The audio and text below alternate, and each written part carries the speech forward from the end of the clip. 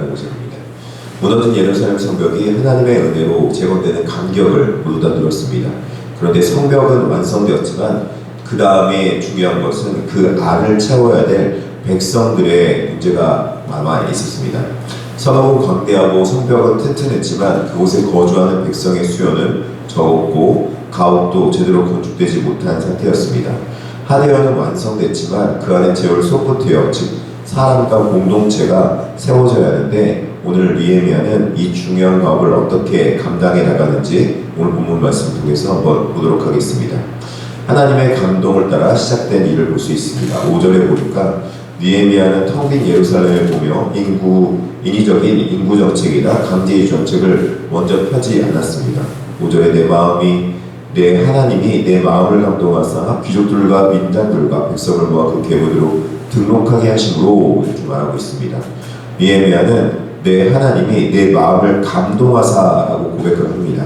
백성을 대신하여 그들의 뿌리를 찾는 이 거대한 작업은 인간의 전략이 아닌 하나님의 감동으로 시작이 되었다는 것입니다. 그래서 하나님의 감동하심으로 그들의 마음을 움직이고 그들의 삶 가운데서 모든 하나님의 주권대로 그 백성들이 일하고 모으고 함께 할 수 있도록 공동체를 이루었다는 것입니다. 마찬가지로 우리 교회도 하나님의 감동하심으로 성도들이 모여있고 또 성도들이 하나님의 감동하심으로 교회를 섬기며 하나님의 감동하심으로 하나님의 기뻐하시는 일들을 감당하고 있는 줄 믿습니다. 무엇보다도 가장 중요한 것은 하나님 앞에 성령의 감동받은 자들이 함께 모이고 성령의 감동받은 자들이 하나 된 모습으로 나아가야 된다는 것입니다.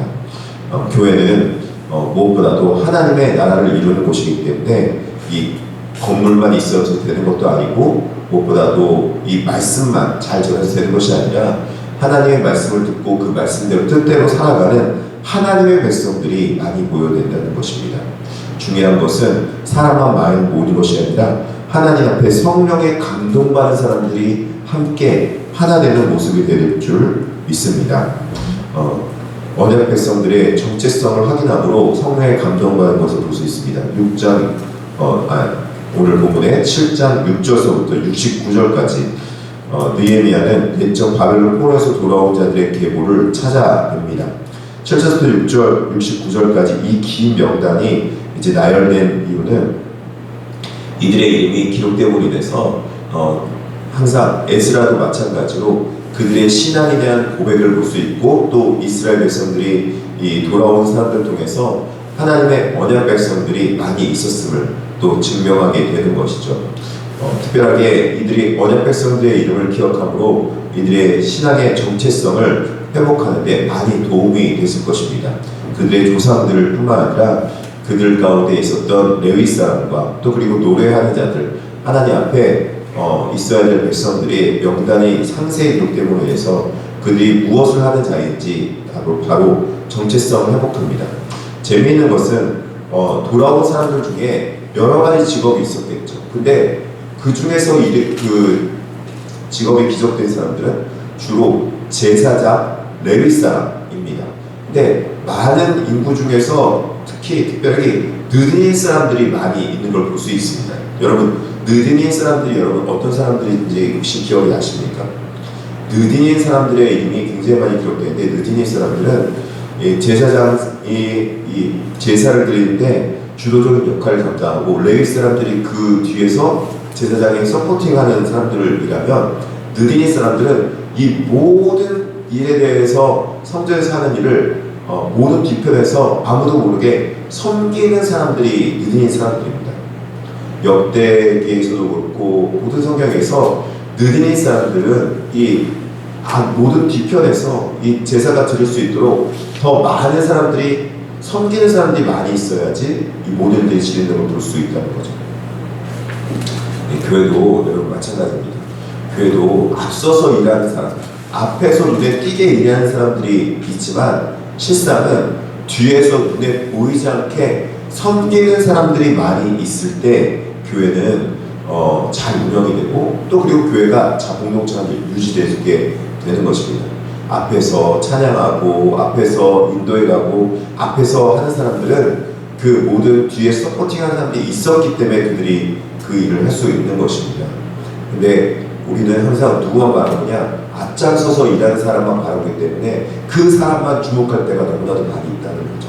그 사람만 스포라이트를 받는다고 그 사람만 주목할 때가 많이 있다는 거죠. 그러나 하나님께서는 누구를 더 주목하고 있냐? 누구를 더 많은 인원으로 기록하고 있고 누구를 더 귀중한 인물을 보고 있냐면 성경에 느디닌 사람들, 그러니까는 어떻게 보면은 뒤에서 안 보이게 일하는 사람들의 그 명단들을 더 중요시하게 여기고 있는 걸 볼 수 있습니다. 오늘 본문도 7장 46절서부터 56절까지 10절에는 다른 여러 제사장은 뭐 기껏해야 3, 4절, 레위 사람들도 2절, 3절 이렇게 기록하고 있는데 느디닌 사람들만 10절 기록하고 있는 거예요.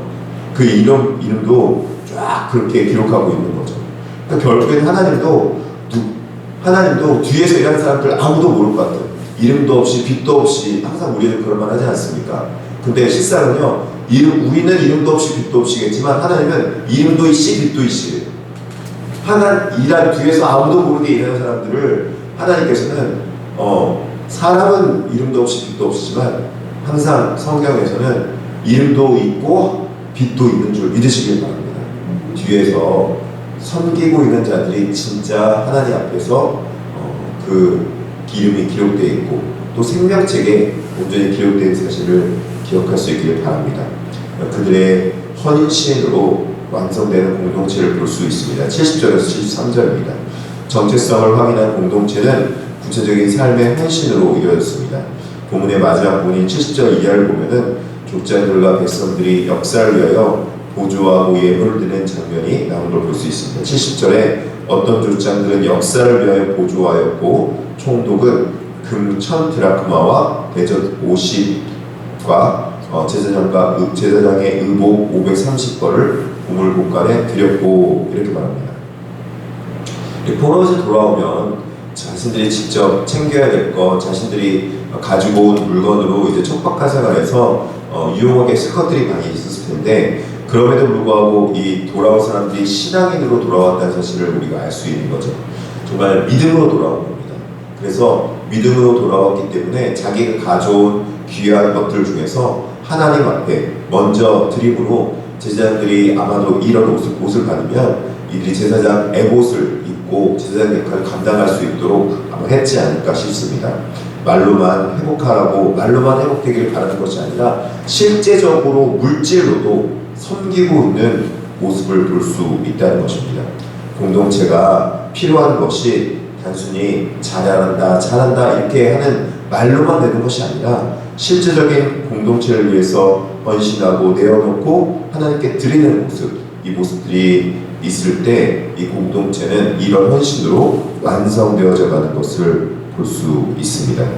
이와 마찬가지로 이 땅에 예수 그리스도께서 우리 교회 공동체를 세우기 위해서 예수님께서는 저 하늘 영광 버리고 이 땅에 말로만 사랑한다라고 고백하는 것이 아니라 자기의 백성들을 위해서 자기 자신의 몸과 모든 것을 내어주고 십자가에 못 박혀 죽기까지 한 예수 그리스도께서 있다는 것입니다.